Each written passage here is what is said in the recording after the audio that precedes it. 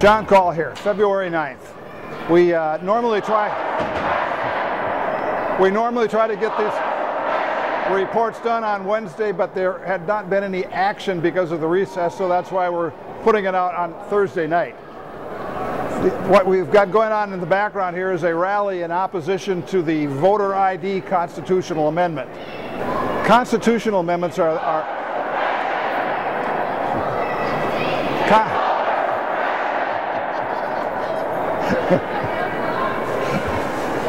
Maybe I'll talk to you next week about constitutional amendments, but they are all the rage at the Capitol these days, and there'll be a lot of time spent on at least 4 or 5 of them.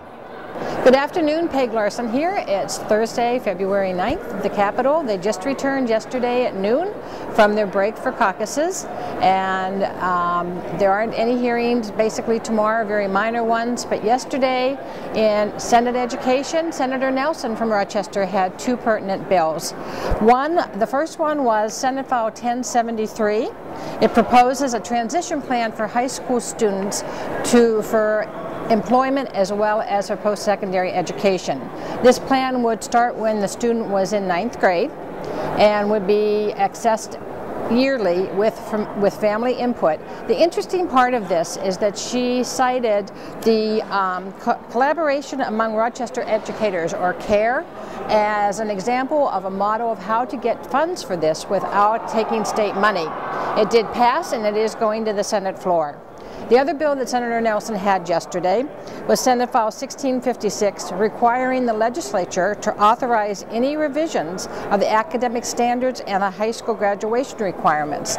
And this is really direction to the commissioner to tell her that before she makes anything into rule, she must have the legislators' approval.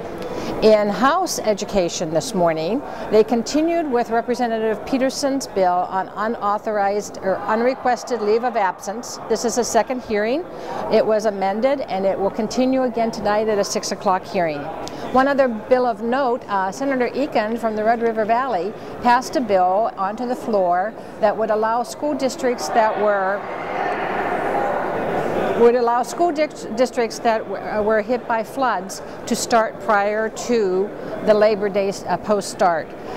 Their students end up getting floods in the spring, and then they end up going in the summer. So that did pass. There was very little discussion, and it went in a positive way. We learned today too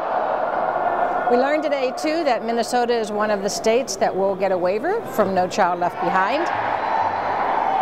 And this should be very interesting. The mood here, as you can tell, is still excited, and we will see where they go next week. Thank you very much.